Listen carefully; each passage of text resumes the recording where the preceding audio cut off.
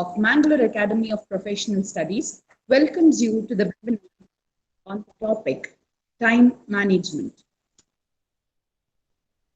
Change can be accomplished most of all through the power of prayers, because with God, all things are possible. With the same belief, I pray to Lord Almighty for a successful day of today. Now let me introduce to the resource person of the session, Mrs. Crystal Rodriguez. She's a Bachelor of Commerce. She has done it through St. Agnes and secured second rank in the exam conducted by Mangalore University. She holds a PG degree of MCom from Mangalore University with specialization in financial management. She has served as an assistant professor in Department of Commerce at St. Agnes College for 3 years and currently is pursuing her PhD in behavioral finance at NITK Surathkal. Warm greetings and all the very best to you, dear madam. Now it's over to you. Thank you, Akshita ma'am, for that warm welcome. I deem it my privilege to be a part of this webinar on time management. So I thank MAPS College for giving me this opportunity. I would begin by saying that I am not an expert in time management, but whatever I'm going to talk today or share today is what I have implemented in my life. Or it's not that I have not always managed my time or never been off track. Yes, I have been off track.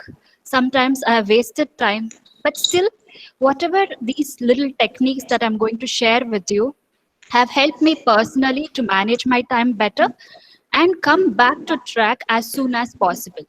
So I hope it benefits you all. And let me start. And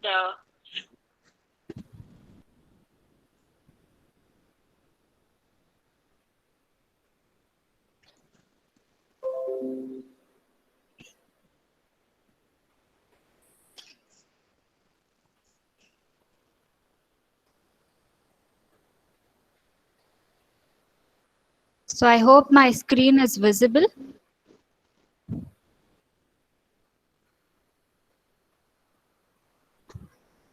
Is my screen visible?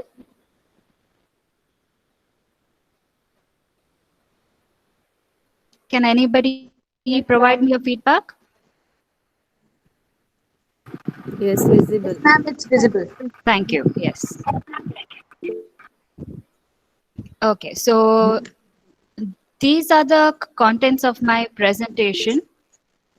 What is time management? Why time management is important? Time management across cultures, the giver-receiver theory, self-discipline and time management, tools and techniques for managing time, do's and don'ts, summary and useful resources. So let us begin with what is time management. So you might have often heard this phrase saying that time is money. So why do we equate time is money? We know that money is very precious. If you ever find a 2000 rupees note lying on the floor, I'm sure none of us would, ignore it. We would look for an owner of that 2000 rupees note. If nobody is around, we would claim that for ourselves. But time, it's more precious than money, because money comes, money goes. But time that passes never comes back. So we say that time is very precious, yet we waste a lot of time. And that is why we require to have a management of this time, as it is very, very precious to us. So if you have enough time, you can make money. So exercising effective and conscious control over activities is nothing but your time management. So you have to be conscious as to what you are doing, what activities you're undertaking. And that is why we have something called as course plan when you attend college. So you have a particular given semester. You have the course plan as to how your chapters will be taken by the professors, what chapter precedes what, what will be dealt, which topic will be dealt, which chapter will be given as assignment. So everything is done so that whatever is assigned is finished in that particular period of semester. So that is, you are consciously controlling the activities so as to you finish your all the given tasks. And not only that, you also have to allocate time for work, for social life, for hobbies, for leisure. So if you only sit and study, but you do not build relations, it will not help you in the long run. Nor the opposite. If you only spend your time with friends, gossiping around, or just wasting your time on social media, that will not help you to get a better job. So how do you find a balance between work, social life, your personal hobbies, and some time to relax? That is, you need to allocate required time between these activities. And also, time management is planning and controlling your goals. There's a saying that planning and controlling are two sides of a coin. So planning is, you try to jot down what activities you're going to undertake so as to get the required outcome. And controlling is nothing but after you do those activities, you match them with the plans. That is, you see that whether you have done according to plans, why have you deviated from those plans? What measures can you take to improve in the future so as to you meet those plans? So planning and controlling of goals is also in the frame of time management. So when you manage, you plan your goals, then review them or control them, they fit into a particular time perspective. So this is all about what is time management. So what you do today can improve all your tomorrows. Why is time management important? So we know that everything that we do, an action or a non-action, both of them have consequences. So I've taken a simple example as a submission of assignments. So we know that if we submit assignments on time, our teacher will be happy, we will be graded on time, everything will go on well. But what happens in the case of non-action, when we do not submit a particular assignment or a project that is due? We are at tension, we give teachers tension, we do not do things on time, and later on we mess up our grades. So even that small action or non-action, both have consequences. So when we do certain action, we save time by keeping track of it. And when we don't do certain action, what happens is we don't know, we are all over the place, we just allow time to pass, and then we say we don't have time to do it. So if we are doing things in proper action, definitely we will save time. And it is applicable to various fields. So any particular work that you do is time bound, has certain deadlines. So for example, project management. Say a construction of a road. So there are A, B, C, and D tasks. So your D task is nothing but building your road. So you say that to reach that D task, you have to complete A task, B task, and C task. So A task may be digging the tar roads that are already existing. B task may be laying the concrete bed. C task may be the curing or allowing it to set. So you time frame it as to how many days you require for the A task, that is digging of those tar roads. How much time do you require for the B task, that is laying of the concrete bed? How much time do you require for the C task, that is the curing? And that is when you will arrive at the D task, that is your finished roads. So, timing this particular project or any type of work is important, and it falls in the realm of time management. And it is also important because you can get more things done in lesser time. So every person has numerous things to do in a particular given day. So say as a student, you will have so many subjects that you will have to look into, the studying of each subject, the assignment related to each subject, whether anything is due related to that subject.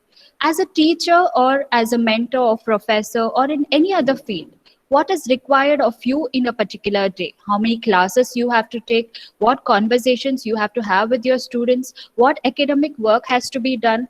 So all this, requires a tedious task, or memory, that you have to keep in your working memory. So by jotting it down or keeping a track of what you are doing, you can place them one by one as to what work you will be doing first, what later. So this helps you to get more work done in a lesser time, so that later at the end of the day you don't struggle or you don't stress out saying that, oh, I had this work or I had that work and I could not complete that. So your time management will help you to get more done in a lesser period of time. So when you get more done in a lesser period of time, obviously it will result in reduction of stress. So you are not stressed out saying that, oh, I have left this task undone, this is not completed, that is not completed. No, you have managed your time well, you have got things done, and that is your reduce your stress for a particular day. And when your stress is reduced, when your work is done on time, you will be left with more leisure time. So you can relax with your friends, go for an outing, watch your favorite movie. So you have a time to enjoy and a time to work. So it is not enough to be busy. The question is, what are we busy about?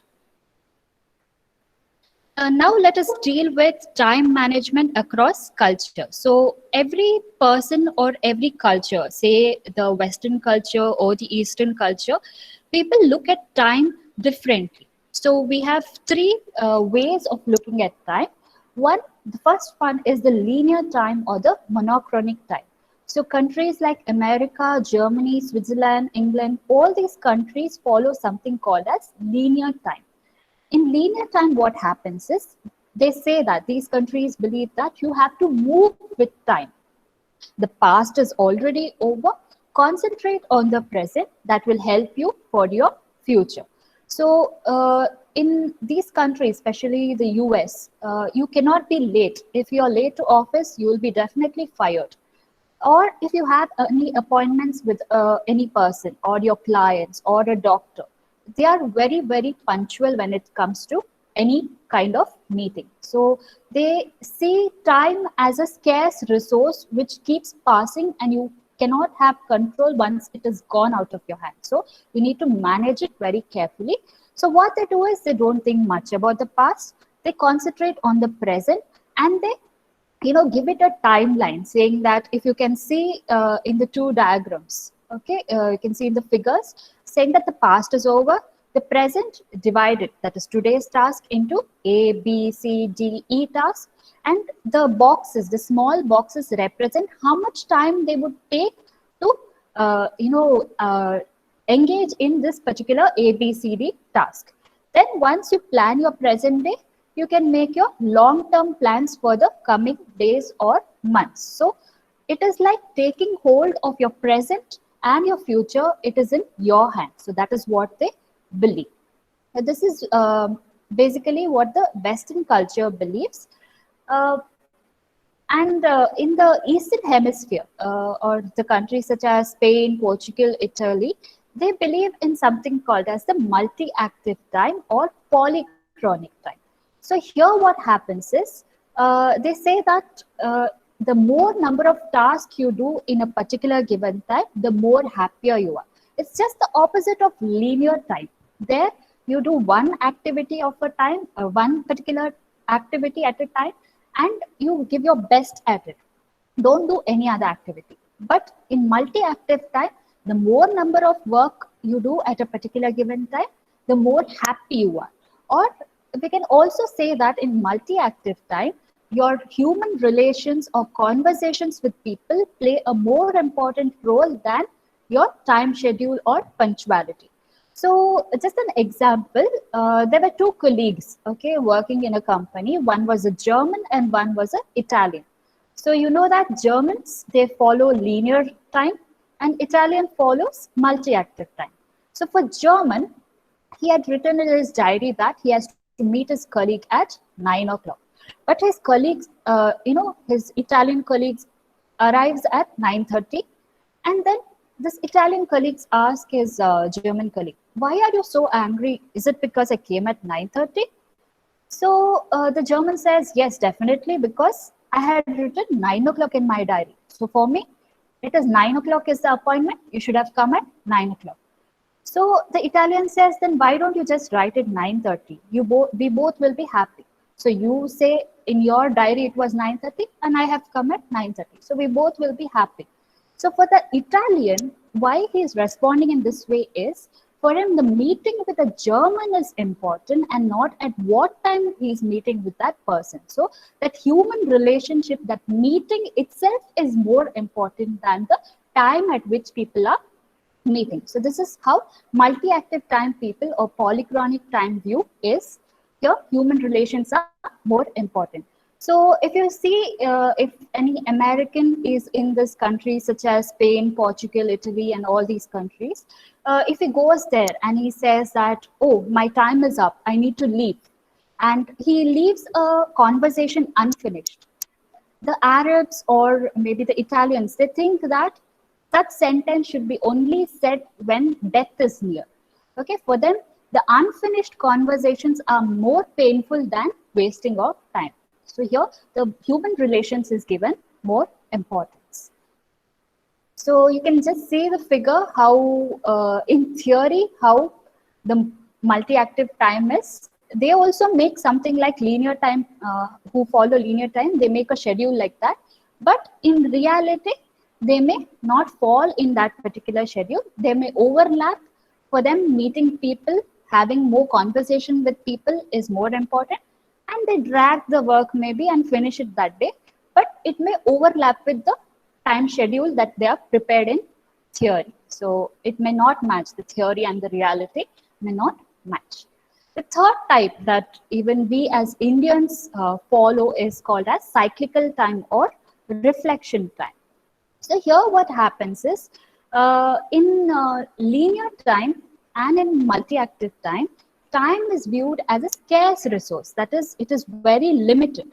But in cyclical time, what happens is, people in these countries who follow cyclical time, they view time as unlimited resource. It is the life of people that is limited, but time is always there. So we see that they say that sun rises, sun sets, one monsoon comes, one weather comes, other seasons follow, 1 year comes, 1 year passes. So it follows a particular cycle. So time comes and goes, and it is happening from maybe tens and thousands of years. So people are born, they die, their children are born, they die. So the process is reconstituted and it happens in a cyclical manner.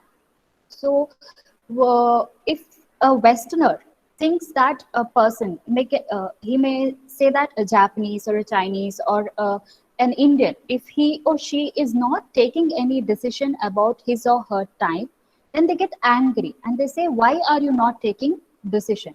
But for a Japanese, a Chinese, or an Indian, for them, the reflection is more important. So we see a cycle or a circle there. So the starting point of the task, A, B, C, D, E, F, these are all the tasks that a person who follows cyclical time has to do. Now, what he or she does is, that person starts reflecting on A task, on B task, on C, D, E, F, whatever tasks are there. That person goes round and round reflecting whether I have faced such situations in the past, okay, whether I have certain experience about A task or B task in the past, whether it is important. So you take time for reflecting those tasks and then come up with a particular solution or a decision after the reflection, saying that according to my view or my experience, A, F and D tasks are very, very important, whereas your B, C and E tasks may not be that important for a given day. So for that day, if you have to be productive, your A, F and D task, if you accomplish these 3 tasks, you can be most productive, whereas you can leave the B, C and E task and can keep it for some other time. So in that particular day, you need not do that. And also through reflection, he or she may come to understand that you have to do another important task called as G task, which the people following linear time management may not even be aware of. They do not reflect, they just put the task in the time management box and they go on doing. and do not reflect on that. But for an cyclical time person following a cyclical time, he or she looks at what is another important activity that may have to be done in that particular day, which is not falling in that panel of particular activities or time. So here, it is a collaboration of the linear time and multi-active time. So it's not that we Indians or Japanese or Chinese, they do not give value to punctuality or human relations, nothing like that. It's just that before doing any activity, you take past into consideration. Here, a lot of importance is given into past activities, past opportunities, past risks. So all this is taken into consideration to take decisions about the today and the tomorrow. So this is about the three ways of viewing time across cultures. So we also have a theory, okay, which falls in this realm of time management, and that is nothing but the giver-receiver theory given by Adam Grant. So according to Adam Grant, people fall in three categories. So there are givers, there are receivers, there are matchers. So we could fit into any of these three categories. So who are the givers? So givers are those people who try to contribute in every situation, in every opportunity, so that they, as well as the person in front of them or the team, benefits because of their actions. A receiver is a person who tries to take as much as possible from an opportunity or situation so that he or she succeeds in the business or whatever it is, whatever he or she is doing. So it benefits that person. And a matcher is someone who says that you do this to me, I do it back to you, or you give this to me, I give it back to you. So there is a give and take relationship. There's no, you say that account settled. Okay, so you might have heard this simple example. Your parents or your family members might have said this when there is a particular function at home or a wedding or any celebration. You say that, okay, that neighbor invited me for his or her function, so I'm going to invite. Or you say, that auntie did not invite me for her wedding, her daughter's wedding, and this and that, and I'm not going to invite. So it is like you do it and I do it back. If you don't do it, I don't do it back. So it's matching of what you do. So we could be a giver, we could be a taker, we could be a matcher. So when we analyze these three type of people, there's survey undertaken as to who are more successful. Is it the givers? Is it the receivers? Is it the matchers? So I have two questions for you. I ask anybody to unmute yourself and just give me an answer as to, out of the givers, receivers, and matchers, who are the unsuccessful people according to you? I would request anybody to unmute and just take a guess at who are unsuccessful. Is it the givers, is it the receivers, or the matchers? Yes, all sleeping? Ma'am, maybe none of them. None of them, okay. Anybody else? Who are unsuccessful out of givers, receivers, and matchers?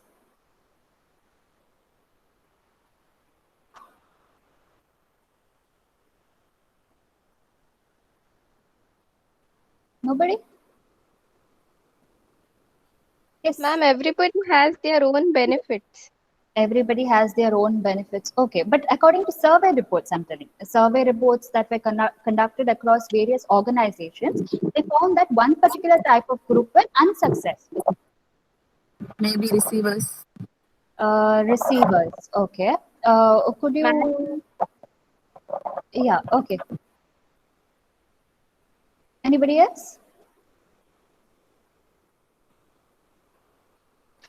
Okay, those who said, the person who said receiver, could you say why it could be the receiver who is unsuccessful? Because he gives time to this one like people, but he is not able to get any benefit out of it. Like Is he's it not. receiver you're talking about? A receiver is a person who takes favors, okay, and does not give back. Sorry, then take us. Sorry, Smith. Okay, yes, it is the takers. You're right. Okay, the takers, okay, are the no, sorry, the givers are the people who are, the most unsuccessful. Why? Okay, givers are unsuccessful because they try to think about others too much. That is, you give and give, and then what your work is there, it remains pending. Whatever you have to do, you're not doing. You're only doing others' work. You're helping others too much. So your givers are the most unsuccessful people. And according to you, who are more successful? Anybody else? Who are the more successful people?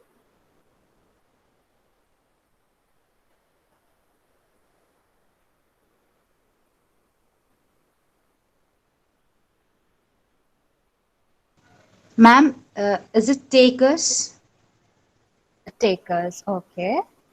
Would you give an explanation why takers would be more successful? Because anyway they'll get their job done with the help of others. Ultimately, doesn't matter whether they have done themselves, but somehow the work is done. So I guess it will be takers. Okay.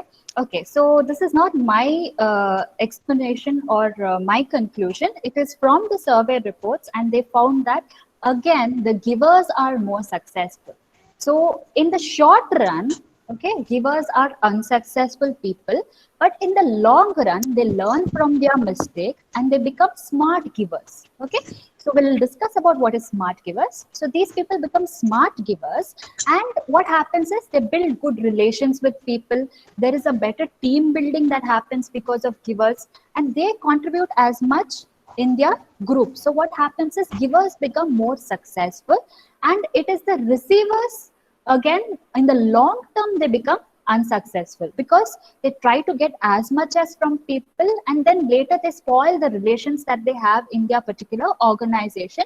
And when you look at that person, you try to escape from that person. You might have such people in your organization or in your setup where you are in. You may see people, a person who always gives work to others, and when you look at that person, you run away. Okay, so there may always be givers who that, okay, if you go to that person, he or she will definitely help. So when we say that about unsuccessful or being successful, it is the givers that are unsuccessful in the short run, but in the long run, they become successful as to they learn from their mistakes and they become smart givers. So if you fall into the category of givers, if you as a person contribute a lot to a team or wherever you are, yes, you would be successful in the long run, but beware of the takers. Okay, don't let people take advantage of you. That is why you have to be a smart giver. So just before discussing on what is a smart givers, we'll just talk a little about matchers. So majority of us may fall into this category called as matchers. That is, somebody does me a favor, I do it back, and we say, yes, it's done. The karma is settled. So what happens is there is a balance between takers and givers because of this matchers. So if a giver is giving, okay, or contributing to the matcher, that person will feel happy, will give back to the giver. But if takers just take from them, they get angry, they don't like to be mistreated, and they take revenge. So the matches kind of create a balance between the two extremes of takers and givers. So they also play a equally important role. They neither succeed nor do they fail. They are just in their, just moderately successful. They just do their work. They don't want to be extremely successful, nor do they fail because they return favors. So let's talk about what is important to us. So we said that if we become selfless giver, we may lose when it comes to, while excelling in a particular field. So we have to be a smart giver. So what do you understand by a smart giver? So you have 5 points there that you need to keep in mind if you have always been giving or contributing to others. First one is 5-minute favors. If somebody asks you to do a particular thing or a particular work, just ask yourself, does it take 5 minutes or more, or does it take less? So if that favor takes 5 minutes or less, definitely help that person. I'm telling this because not when you are free or you have all the time. It is when you yourself have a lot of work to do, and that is when these things come up. Okay, these other activities come up. That is when you have to analyze where you have to give your precious time. So if those favors, the 5 minute favors, maybe asking any advice or giving any feedback, when it comes to student, if a person is going to the office room, maybe carrying even your assignment with them, okay, all these are within 5 minute favors. Yes, you can definitely do. But if it takes more than 5 minutes, maybe 15-20 minutes of your time, and you're already working on something at that particular point of time, be it even your very good friend, okay, just tell that person, ma'am, sir, or my dear friend, I will complete the task at hand and then I will help you. So, just try to finish your work and also, help that other person in your leisure time. So, we have this very beautiful culture in our college as well. Whenever we have discussion, even if it is with our close friends, we know all of us are doing PhDs, okay, all have a very busy schedule. Even then, if we have some work to do, even if it is our best friend sitting next to us, we always have this courtesy of asking, are you busy? Do you have 5 minutes to spare? If that person says yes, we go on. Otherwise, okay, I will see you later, or I'll talk to you about it later. So try to build that type of conversation even with your friends. Okay, just don't take your friends for granted, nor just keep helping because the other person is your friend. Be smart enough as to see where your time flows. Second one is ask for help. Now here, this doesn't sound like a giver, it rather sounds like a receiver. But actually it is something, it's a quality of a smart giver. Now what happens is, there may be some people who frequently ask your help. Okay, and then after some particular point of time, they may feel bad for asking so much help. They may feel, oh, she or he is helping me a lot, but I can't do anything. So when you help somebody extremely, try asking some favors from that person, as small as asking an advice for your next event or something. Okay, in your project, just look into your project or spend 5 minutes if your slides are all right.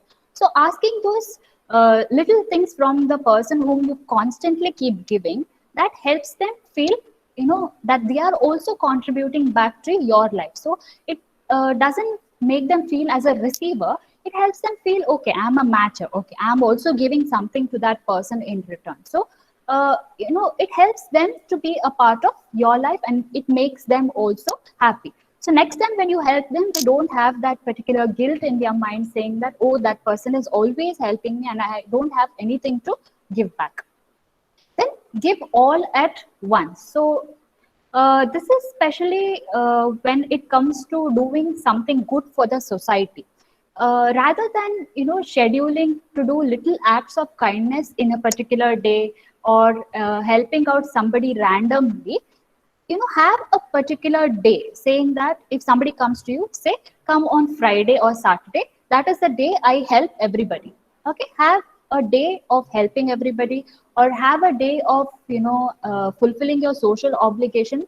So that will save you your other time. You can concentrate on your time, and that particular day you give your best to others, and that will leave you psychologically very, very motivating, happy, and will raise your morale. So that particular day I can go to that person and ask for any help, because that person has dedicated a particular day for helping out. So that also you can do. Then specialize in favors. Now you might have seen in your very classes that there might be one person very good at computers, okay, or some person very good at pinning the assignments, drawing borders for the assignments, or one person explaining very well the particular chapters just before the exam. Okay, so try, or each person should specialize in something, and that people will come to you only for that special favors or that specialization that you have. Not that everybody comes running to you and says, do this, do that. No, You know that which person you need to go and ask for help if you need help in computers. Okay, which person to go and ask help if you need help in studies, because they specialize in that particular favor. So don't be a jack of all trades. Okay, be a master of certain favors. So specialize only in that which you like doing or which you're very expert at. Then keep an eye out for takers. So even when you're giving something, be smart enough. Don't let people take advantage of you. See whether your work is completed, and do others' work, and see whether they are taking advantage, whether they have particular time and just they are wasting your time. So be smart enough on keeping an eye on takers. This doesn't mean that you ignore your parents or say that I don't have time to do work at home. No, help your parents, help everybody that is help do the work that you are required to do. I'm not telling others work. Your work at home, whatever is required to do, your work in college, what you're required to do that. Okay, but when it comes to somebody else, others work, okay, be a little careful and analyze these 5 things and then give that particular help. So be a smart giver. So the bad news is time flies, but the good news is you are the pilot. So we also talk about self-discipline here. There's a good saying by Albert Hubbard that there are 999 other success principles that I have found in my reading and experience, but without self-discipline, none of them work. With self-discipline, all of them work. So what happens is, if you have a long schedule and you say that you're going to do this, that, and you have a nice list of plans and goals, but you get distracted easily. Okay, and you're not sticking to those plans. You don't have self-discipline. Always take out your phone. You always get busy with something else and you forget what you have at hand. No, that will not help you anyway in managing time. First, build self-discipline. Even when you make your plans, stick to those plans no matter how hard it is. Okay, I will give you certain techniques and tools that will help you stick to your particular time schedule that you have created. So before the tools and techniques, there are some myths that time robbers that we have in present among when we do certain work. So first is myths. Okay, usually some of us say you have to do all the good things on a Monday or a Tuesday or a Wednesday, or you shouldn't do something on a Friday. It's nice to start some work on the first of every month. So all those are myths. Okay, take your day, make use of it, have control over your day. Don't wait for those special days, special occasions to start something. All those are just myths. Yes, they may be embedded in our traditions to do certain things.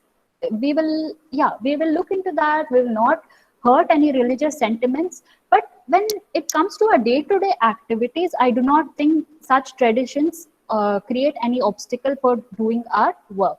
So let us not give all those things as excuses, but take power and take control of our time. And procrastination, so that is the enemy of pretty much everybody. Okay, we try to put things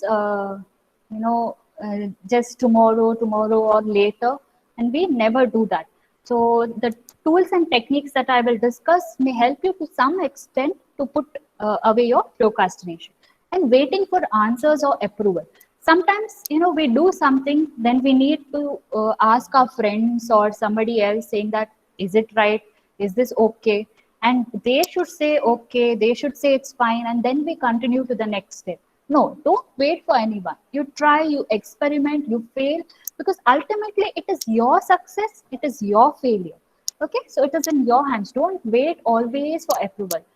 I'm not saying that in your work place where you need approval of your boss. Yes, some things are there where you need to do approval, but little things like studying, do you have to ask somebody to sit to study? No. Okay, do you have to ask somebody to clean your room? No. So you just do it. You don't wait for answers or approval. And again, waiting for the right time.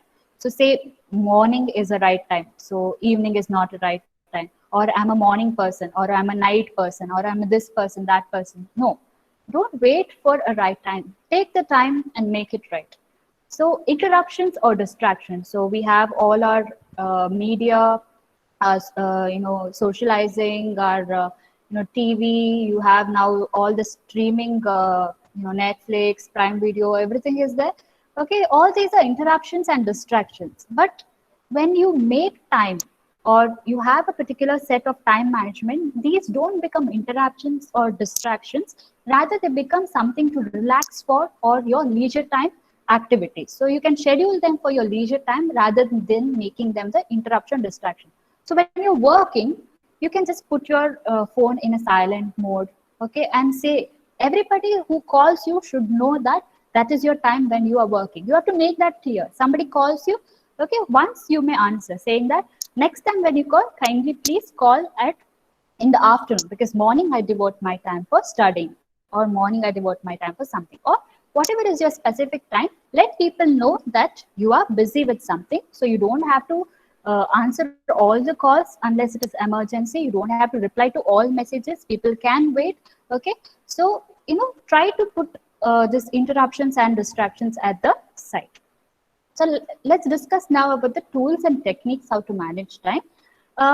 First one is something is called as ABCD analysis. So usually this is done by corporates or organizations because they have a lot of tasks to be done. So they rate it as to A, B, C, D. So what is A? Tasks that are perceived as being urgent and important. So something like deadlines, problems to be solved, crisis that you have at hand. So all this are put in a bracket of A or a group of A because they have to be dealt first. Then all those tasks that are important but not urgent. So you don't have to do it right now, but you schedule a time later. Maybe planning, even your leisure time, recreation, all this put into B. Then C, tasks that are unimportant but are urgent. Sometimes some things just come up. Okay, so you may have to schedule a meeting immediately. It is not it is unimportant, but it is urgent. Okay, you have to do it. So all those things go in C. And then D, tasks that are unimportant and not urgent. Those are basically the time wasters, which you don't have to look into, but just put them in D. So when you do this ABCD analysis, you rank them as per your importance, saying that all the tasks A need to be given the highest time and the highest productivity. So you have to put all your efforts in task A, okay, so that you achieve maximum productivity. And then you see which has to be done, B or C. C has to be done first or B first, and then D can be ignored. Another one is called, important one is Pareto analysis. That is the 80-20 rule. Okay, and according to this Pareto principle, it's an idea saying that 80% tasks can be completed 20% of the given time, and remaining 20% of the tasks will take 80% of the time. So here what I mean is the results, the most of the productivity of your day can be achieved with those 80% of tasks that you can do in the 20% of time. So that those tasks which just take 20% of your time but give you 80% of productivity or efficiency, place them first. Okay, rest of the day, those 20% of the tasks which may not add up to much efficiency or productivity can be prioritized later. So first, put all those activities which takes just 20% of your time, but are 80% important for your productivity or efficiency, such as reading for your exams, okay, preparing, for any test that is coming up. Usually as students, reading, okay, reading is what you keep first. So once you finish that gives you 80% of productivity, then your remaining time. So doing assignments, your project work takes a lot of time, but those are just 20% of the task. So your major task, put it first, followed by your minor tasks. One more is the POSEC method. The POSEC stands for prioritize, organize, streamline, economize, contribute. So you prioritize your life goals or your plans, okay, as to what is important to you, what you want to become, what you want to achieve in life. You put priorities, okay, what you want to see yourself in the next 5 years. So you prioritize those goals and plans. Once you have those goals and plans with you, you organize them. That is in order of their importance. What has to be done so that your plans or goals can be accomplished. So you have to, as a person, as a you have to balance between family and finances. That is, when you work, you get money, but when you work excess, you don't have time for your family. So organizing your family, your work, or your finances is nothing but organizing. And then streamline is attending to all those works which are which don't seem very good, such as cleaning your house, okay, setting your desk. So all these things don't look very attractive, but make it in such a way that you have to do them, okay, or reward yourself after doing those activities, maybe a small break of 5 minutes or have a nice cup of coffee. So make those activities interesting, because they are also important. If you do not organize your desk, do not keep your room tidy, don't keep your books neat, okay, that will take up a lot of work or a lot of time when you actually require to access them. So streamline the work and course. Then economize things you should do or may even like to do, but they are not pressingly urgent. So things such as pastime, socializing, budget your time for these socializing activities for the pastime. Then contribute. Contribution is about paying attention to few remaining things, that is your social obligations, something that you need to do as a good citizen, as a good human being. So your social obligation of contributing to the society as a whole. So you can streamline or you can prioritize your activities using the POSIC method. So also some of the other methods are create a time audit, use personal digital assistants. So now with the boon of technology, okay, we can have personal assistants that are digital. So you have all this, you have Siri, you have Google, and you have so many personal digital assistants to help Alexa. you out. Yeah, Alexa. So all these assistants, they help you manage time. So what do I mean by creating a time audit?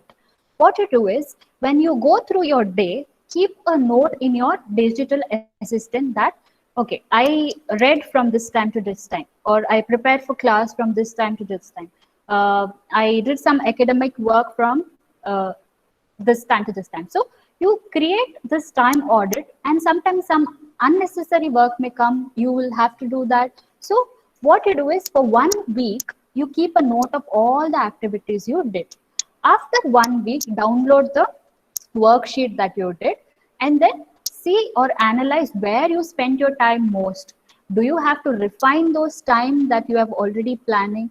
Okay, do you have to look into the time wasters? Are you unnecessarily wasting your time in things that are not required? So you can, based on those time audit, you can plan your next week. So have a track of 1 week, see what you're doing for that 1 week, keep a note of all the activities that take maximum time or give you maximum stress, and try to schedule it nicely for the next week. That is creating a time audit. Then have a plan sheet or board. So at the right, you can see a particular picture. That's my board. Okay, that's in my room. Okay, so I have this particular board. So if you would get it in a store such as Sapna Book House, so you get this particular boards. It's very tiny. And what you can do with the help of this board is, whatever important things are there, you just write them down. So I have a couple of things that I will have to do. So I just write them down, and it's just right in front of my eyes, and I do not forget it. So I go through that day, and once I finish that particular task, I just put a tick. So I just finished that, and just seeing that board gives me a lot of satisfaction, because okay, I have done this particular thing, I have ticked it. And also additionally, carry a particular notebook. So I have this small notebook with me.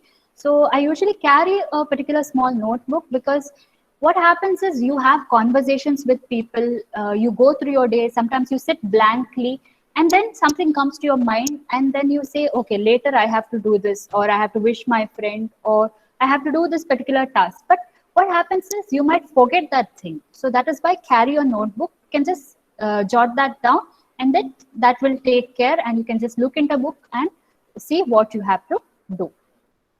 And another technique is GTD, getting things done. So here, with the help of this flow chart, I will just explain this particular GTD, getting things done. So here what happens, as we every day we have some new things that come up in our life. We have so many commitments throughout the day, this and that, and finally we forget something, and at the end of the day we stress out saying that I had to do this thing but I did not do it because I forgot it. So what you can do is you can follow these 5 steps. First one is collect. That is, collect as much information or tasks that you are required to do. Maybe the next week, maybe the given day. Write everything down as what are your routine activities that you're supposed to do. Once you have a collection of all these tasks, then you process and organize it. Process is you just put it in particular boxes, saying that which is important, which is not, which is next, prioritizing. So processing. And once you prioritize, you organize it. Okay, how do you organize? So you have a particular activity. Ask yourself, is it actionable? Okay, are you required to do certain action about it? So if the answer is no, okay, you don't have to do anything. For example, you have got a confirmation email about something, so you don't have further action to take about it. So you can either put it in the trash, or say you have some business idea. Okay, some business idea has come up to you and you have written that down. So you can put that in someday maybe list.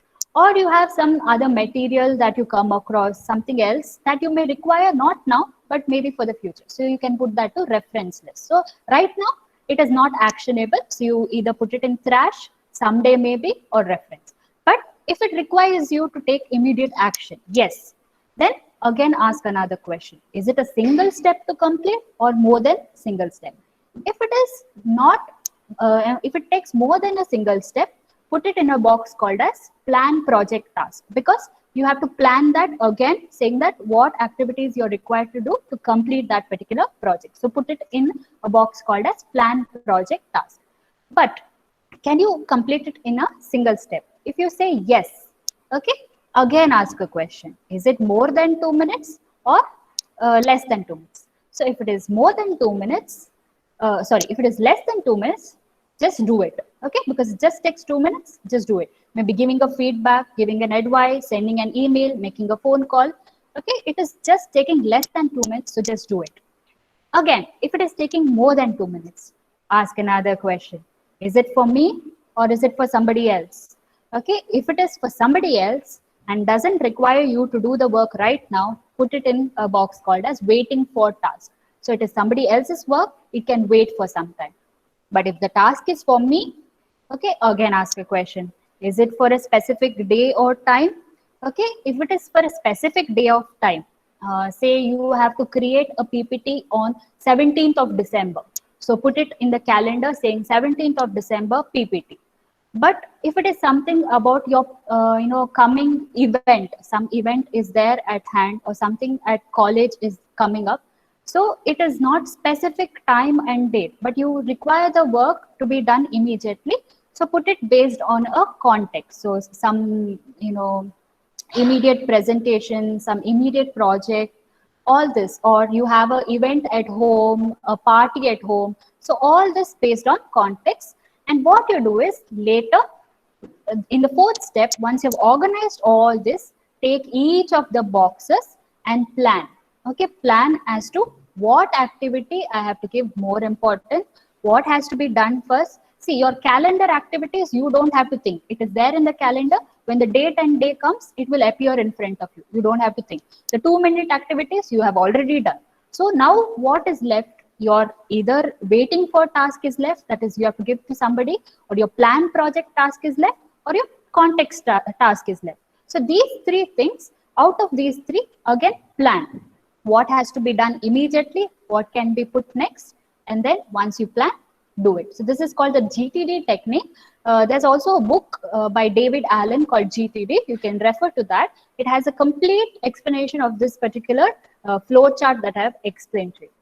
So another technique called as Pomodoro technique. It was given by Francisco Cirillo. Here this is very efficient for students. Okay, when you say that you cannot study, okay, and you cannot concentrate, this is what you can put into context. It is called Pomodoro technique. Pomodoro is nothing but tomato. It is in Italian, it's tomato. So this technique, what happens is you take every 30 minutes at a given time. So 25 minutes you will do your work, 5 minutes break. Okay, so just set a timer for 25 minutes. So 25 minutes study, take 5 minutes break. Again 25 minutes study or do your work, take 5 minutes break. But after the fourth Pomodoro, okay, after 4 times you have done this, that is after 2 hours, take a long break. Okay, you are not a machine, you need to relax yourself. So take a long break of 15 to 30 minutes, watch a nice video, okay, attend to your phone calls, use social media, but get back again. So this break, studying in breaks or doing your task in breaks helps you become more efficient. So after a given number of days, you will do it automatically. You do not need the timer. You will only sit for 1-2 hours automatically by yourself. So this will help you to overcome your procrastination. This is a very good technique that has proven to help overcome your procrastination. So 25 minutes at a given time. You say 25 minutes I will study, 5 minutes break. So this you will continue and it can help you. So this is do's and don'ts. About don'ts, what wastes your time? Okay, do not multitask. Instead, resort to slow multitasking. That is, don't do too many things at a particular time, but you can do something called as slow multitasking. That is, 1 hour for something, another hour for something else. Not that one particular day only one task you do or only one work you do.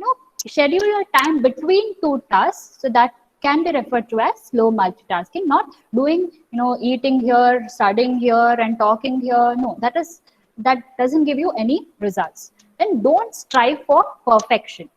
So recently I had a very nice conversation with one of my friends, and she told me a particular story, okay, about a film photographer professor in the University of Florida. Here, what the professor did is, he divided his film photography students into 2 groups. He called the first group as quantity group and the second group as quality group. So in quantity group, he said that all the students coming in the quantity group, you take as many photographs as possible, and at the end of the semester, you will be graded based on the number of photographs you take.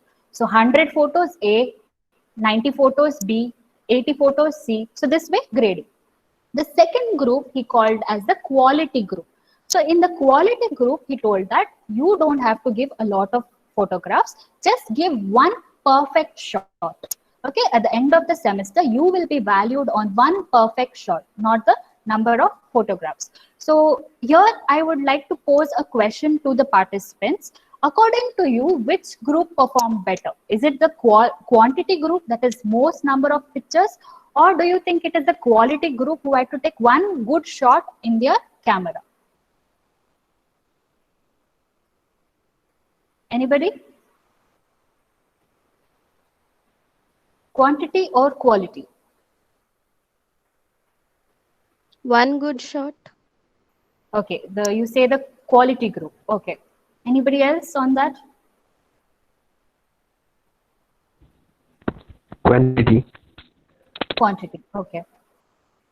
Okay. So I'll not delay much. It is the quantity group. Okay, because this quantity group at the end of the semester, what they did is they just focused on clicking as many photographs as possible. So they were clicking, and by the time they started clicking more and more photographs, they started experimenting with angles. They started experimenting with lighting, complexions, with lenses, darkroom, everything. They started, experimenting, and with every next shot, they started improving their photography.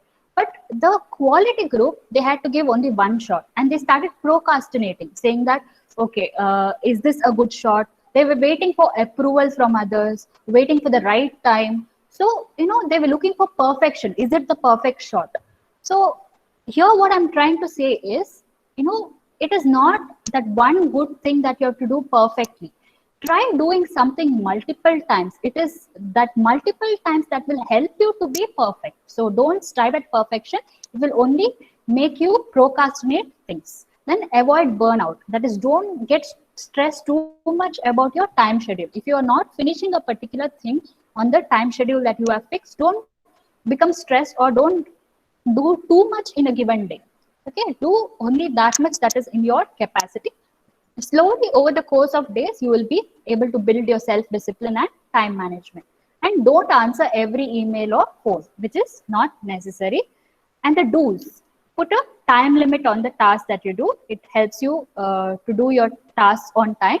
Do the most important and time consuming job first, okay, which is the 80-20 principle, as I told. Most important job, do it first. Then plan your week on Sunday. So Sunday, take at least half an hour to plan your next week. That will help you to be more organized, and add a done list at the end of each day. So along with your to-do list, have another list called as a done list, and that will help you give motivation. Sometimes in your to-do list, you may not have those things that come up urgently, but you will have done them at the end of your day. So when you put it in the done list, it gives you more motivation, saying that, okay, you have completed these particular tasks. So be offline or on do not disturb mode while doing an important task. Make use of waiting times. That is, if you're waiting somewhere for a bus or traveling by bus, have a book with you, a nice book to read. Okay, listen to some nice videos, not just social media. Okay, you can make use of this waiting times, and use a calendar to schedule your important things. Then schedule also a time for relaxation. Every day have some time for you to relax, to have some exercise, or engage in your favorite activities. And learn to say no. uh, don't say yes for all the activities. I've already discussed on this, being a smart giver. Be early with deadlines. Don't keep things for the last minute. Try giving it 1 day or 2 days early. Batch similar tasks. That is something that requires to be done together. Do it together. Okay, don't do one thing once and again something else. Like, for example, if you have to take a photocopy of something, okay, go once, again you remember, oh, I have to take photocopy of another notes. No, before going to the photocopy room, think and say, what are the things that I need to do before going there? So batch the similar tasks, do it. Have a great time no matter what. So just take 2 minutes, just read this. This is something important which will help even people who are in the professional working field. You can just take 1 or 2 minutes to read this.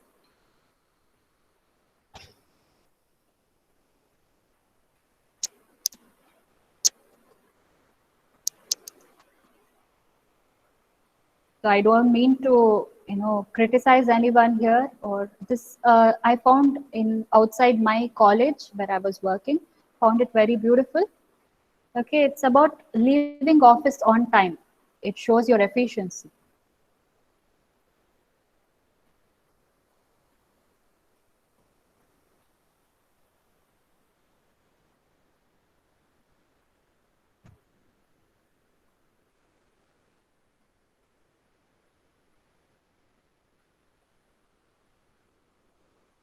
So those who are too much workaholic, I think they should keep this in mind. Okay, you have to give time for your family, because your work or your job will not love you always. It's your family that loves you. So trying to have a balance between work and family is very important. So I just rush to the next slide. Yeah, okay. So I'm at the end of the session. This is what I have read personally, the books that I have read or I am in the process of reading, which helped me very much, not only in managing time, but also in managing my life. Okay, so it has helped me a lot in day-to-day activities. So you can just read these books. They are very good, available on Amazon, on Kindle. Okay, available as audiobooks. You can just look at this. And also this is what I listen to, Spotify podcast, something called as 7 Good Minutes by Clyde Lee Dennis. Okay, and also On Purpose with Jay Shetty. So if you have Spotify, you can just look into these two podcasts. They are really good. The first one, listen to it in the morning. Okay, every day, 7 minutes. One podcast is there, so it will give you nice motivation for the day. And also look into the TED Talks. So on various aspects, on latest things, technology, philosophy, all topics, you can just look into. Yeah, thank you, and hope my presentation was worth your time. If you have any queries, you can just put forward.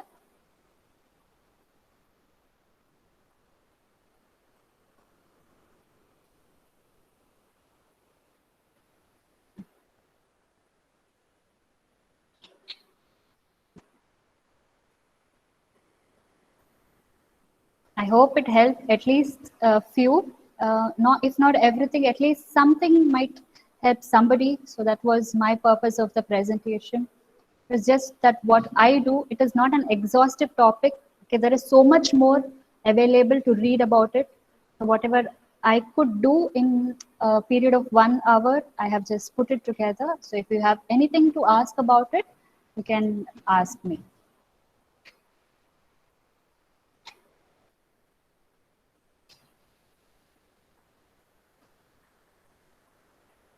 So all good, I guess.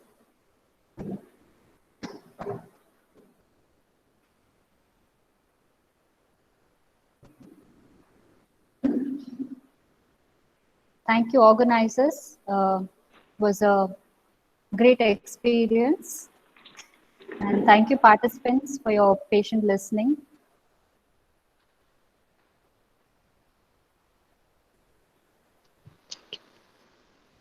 Thank you.